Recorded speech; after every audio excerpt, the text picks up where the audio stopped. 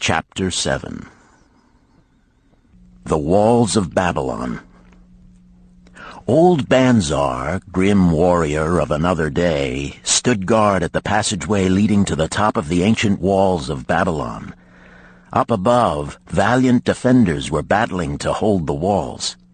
Upon them depended the future existence of this great city with its hundreds of thousands of citizens.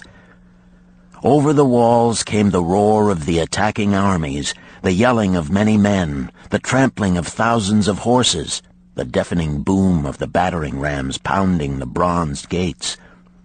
In the street behind the gate lounged the spearmen, waiting to defend the entrance should the gates give way. They were but few for the task.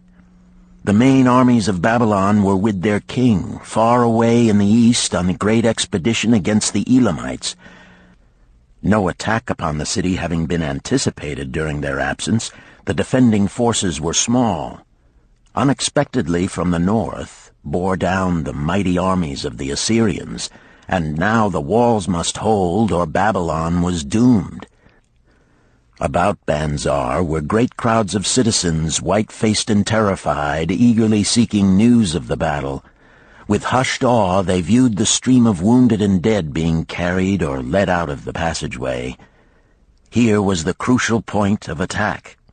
After 3 days of circling about the city, the enemy had suddenly thrown his great strength against this section and this gate. The defenders from the top of the wall fought off the climbing platforms and the scaling ladders of the attackers with arrows, burning oil, and, if any reached the top, spears. Against the defenders, thousands of the enemy's archers poured a deadly barrage of arrows. Old Banzar had the vantage point for news. He was closest to the conflict and first to hear of each fresh repulse of the frenzied attackers. An elderly merchant crowded close to him, his palsied hands quivering. tell me," he pleaded. "They cannot get in. My sons are with the good king. There is no one to protect my old wife. My goods, they will steal all. My food, they will leave nothing. We are old, too old to defend ourselves, too old for slaves. We shall starve, we shall die. Tell me they cannot get in." "Calm thyself, good merchant," the guard responded. "The walls of Babylon are strong. Go back to the bazaar and tell your wife that the walls will protect you and all of your possessions as safely as they protect the rich treasures of the king. Keep close to the walls, lest the arrows flying over strike you." A woman with a babe in arms took the old man's place as he withdrew. "Sergeant, what news from the top? Tell me truly that I may reassure my poor husband. He lies with fever from his terrible wounds, yet insists upon his armor and his spear to protect me who am with child. Terrible, he says, will be the vengeful lust of our enemies should they break in." "Be thou good of heart, thou mother that is and is again to be. The walls of Babylon will protect you and your babes. They are high and strong. Hear ye not the yells of our valiant defenders as they empty the cauldrons of burning oil upon the ladder scalers?" "Yes, that do I hear, and also the roar of the battering rams that do hammer at our gates." "Back to thy husband. Tell him the gates are strong and withstand the rams. Also that the scalers climb the walls, but to receive the waiting spear thrust. Watch thy way, and hasten behind yon buildings." Banzar stepped aside to clear the passage for heavily armed reinforcements, as, with clanking bronze shields and heavy tread they tramped by, a small girl plucked at his girdle. "Tell me, soldier, are we safe?" she pleaded.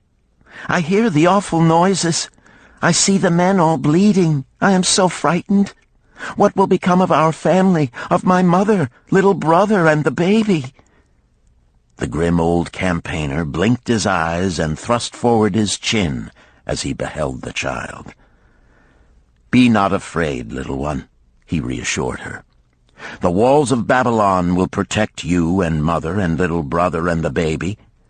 It was for the safety of such as you that the good Queen Semiramis built them over 100 years ago. Never have they been broken through. Go back and tell your mother and little brother and the baby that the walls of Babylon will protect them and they need have no fear."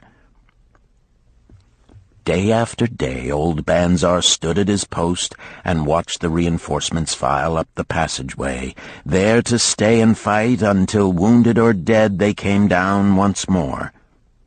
Around him unceasingly crowded the throngs of frightened citizens eagerly seeking to learn if the walls would hold. To all he gave his answer with the fine dignity of an old soldier: "The walls of Babylon will protect you." For 3 weeks and 5 days the attack waged with scarcely ceasing violence.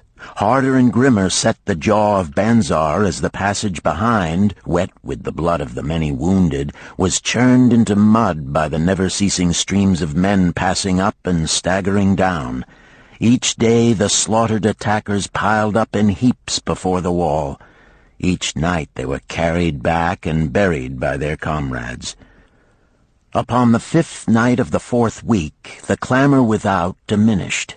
The first streaks of daylight illuminated the plains, disclosed great clouds of dust raised by the retreating armies. A mighty shout went up from the defenders. There was no mistaking its meaning. It was repeated by the waiting troops behind the walls.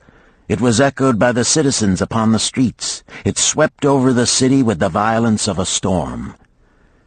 People rushed from the houses. The streets were jammed with a throbbing mob. The pent-up fear of weeks found an outlet in the wild chorus of joy. From the top of the high tower of the Temple of Bel burst forth the flames of victory. Skyward floated the column of blue smoke to carry the message far and wide. The walls of Babylon had once again repulsed a mighty and vicious foe determined to loot her rich treasures and to ravish and enslave her citizens. Babylon endured century after century because it was fully protected. It could not afford to be otherwise. The walls of Babylon were an outstanding example of man's need and desire for protection. This desire is inherent in the human race. It is just as strong today as it ever was, but we have developed broader and better plans to accomplish the same purpose. In this day, behind the impregnable walls of insurance, savings accounts, and dependable investments, we can guard ourselves against the unexpected tragedies that may enter any door and seat themselves before any fireside. We cannot afford to be without adequate protection.